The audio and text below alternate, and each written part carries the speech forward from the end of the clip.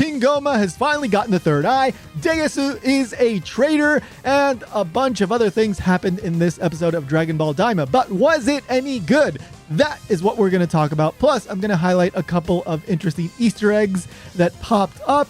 Let's get into it. Here is my breakdown and review of Dragon Ball DAIMA episode 16. This episode picks up right where we left off. Vegeta, Goku, and the gang head towards the palace, and right as they're about to get into the palace, or try to get into it at least, we get the reappearance of that fake bootleg Ginyu Force that, well, I did not like this sequence.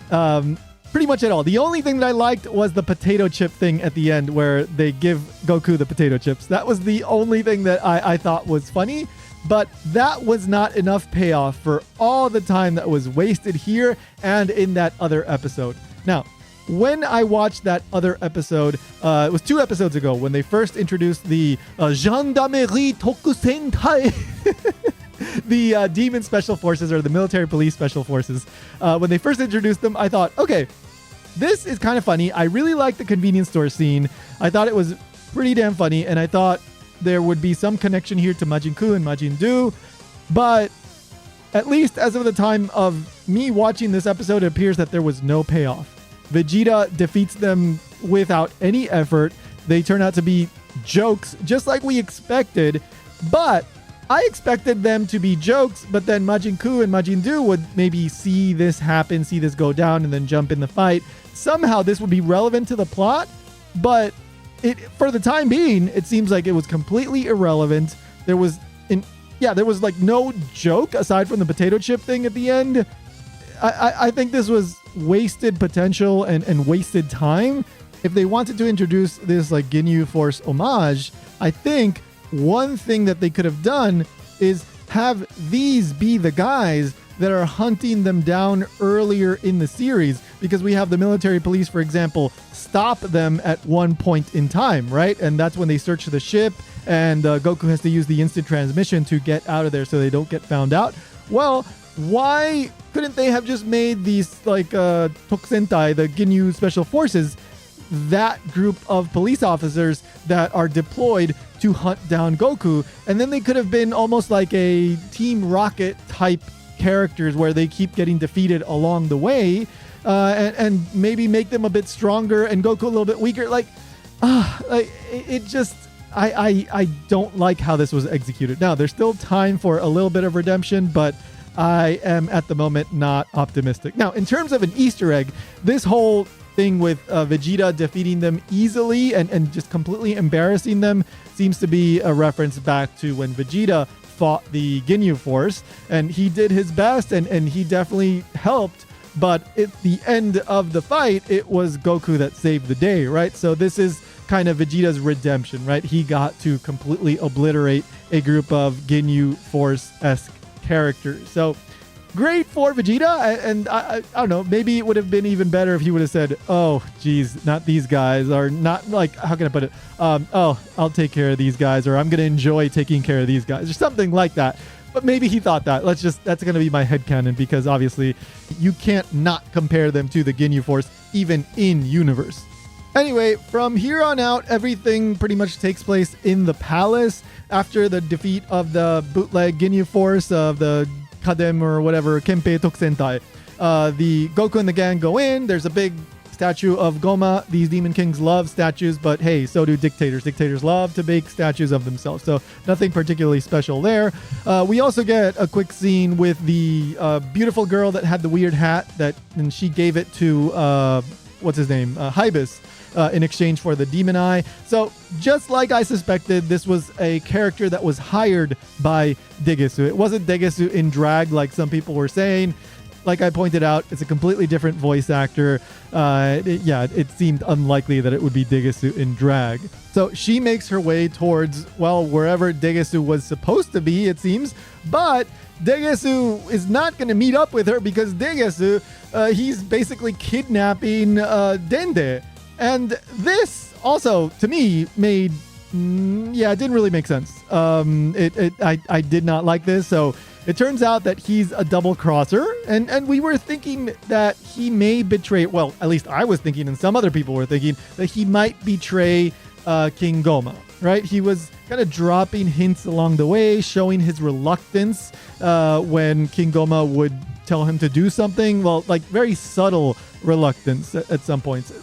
The most notable instance, in my opinion, was when King Goma told him to shut down Warp-sama, or Sir Warp. And he did this in a way that seemed to suggest that it was something that he really should not be doing, that he was going to be punished for. He was really, really like showing distress when he was doing this. And yet, at least for now, nothing has been done with that. Degesu, in my opinion, at this point in time, has been a completely wasted character. He hasn't really been fleshed out. He hasn't even really been funny. Like they weren't even really using him for comedic like relief. So like for example, Shu and Mai with Emperor Pilaf, right? Like they're used for comedic relief, even though they're not like important characters. So at least for now, I don't really get what the point of Degesu's character is, aside from having someone for King Goma to talk to.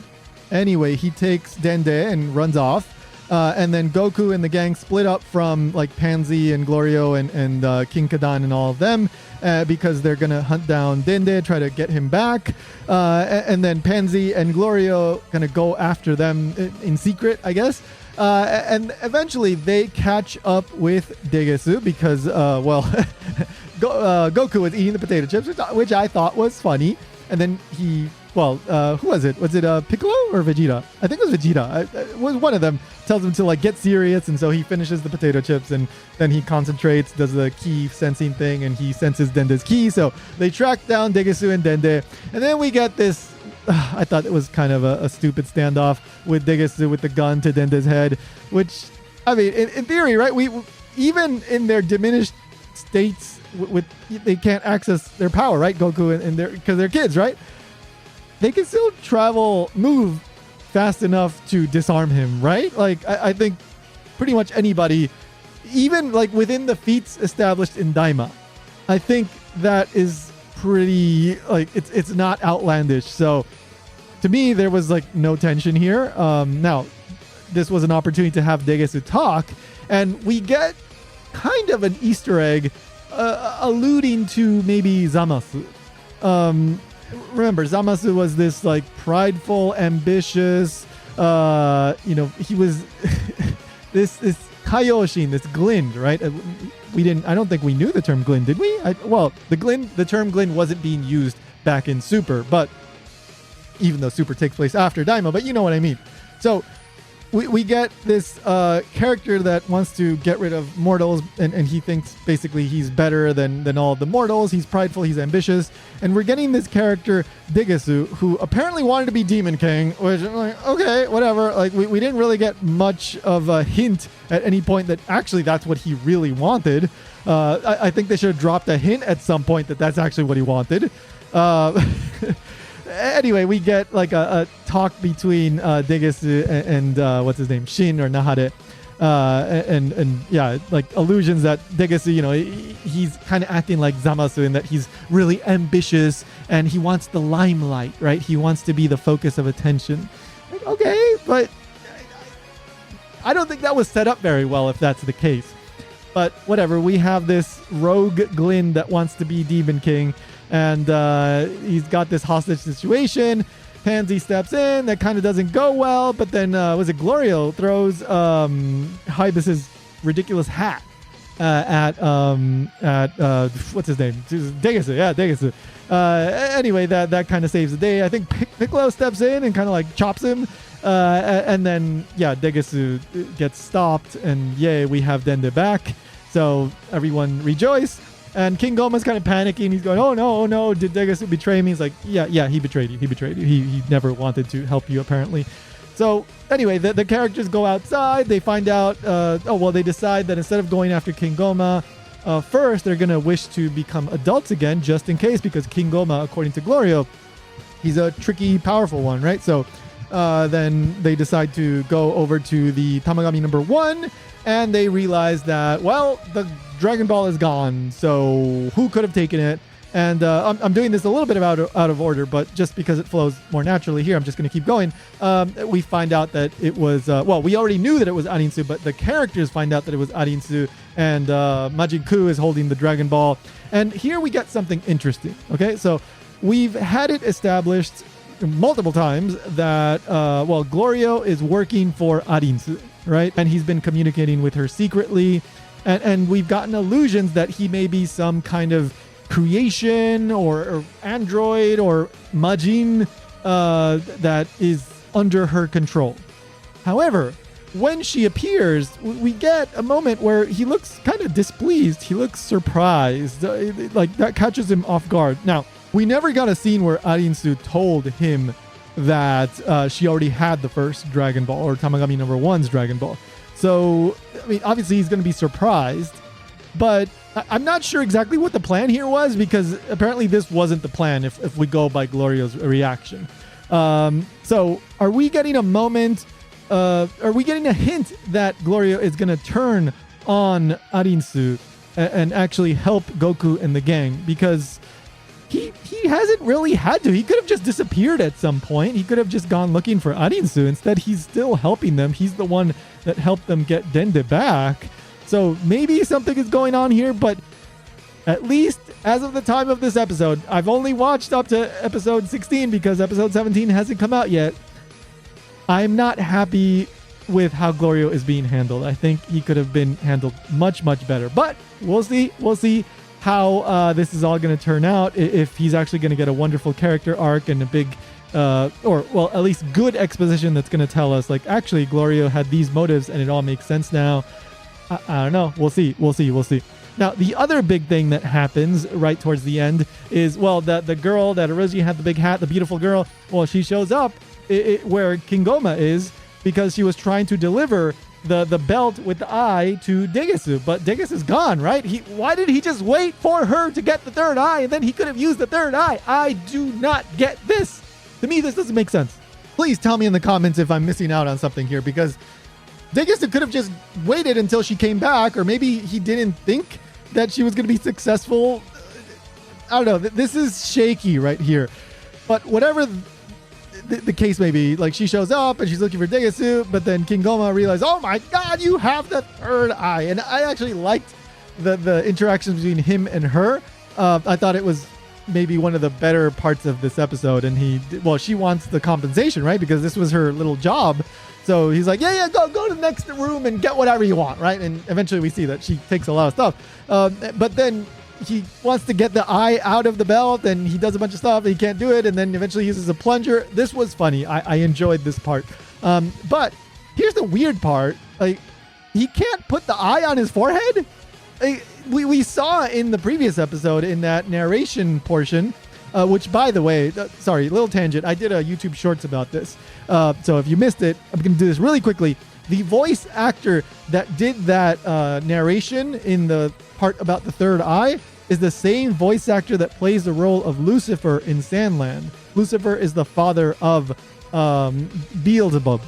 So I think the reason that they chose that voice actor to do this rather peculiar narration, which came out of nowhere, was in order to insert a little Easter egg to this other character that looks a lot like Dabura, who's been, he's an important kind of component of the story of the third eye. But anyway, going back to the scene here with Kingoma and the beautiful girl, apparently he can't put the third eye on his forehead, even though in that narration sequence in the previous episode, we saw Abura put it on his forehead, right? So I don't get why this was. Like, to me, either one has to be wrong, right? Like, either Kingoma could have just done it himself, or the part with Abura putting it on his forehead was like, he shouldn't have been able to do that, and that was actually wrong. But why would it be wrong if we're getting narration that's presumably accurate?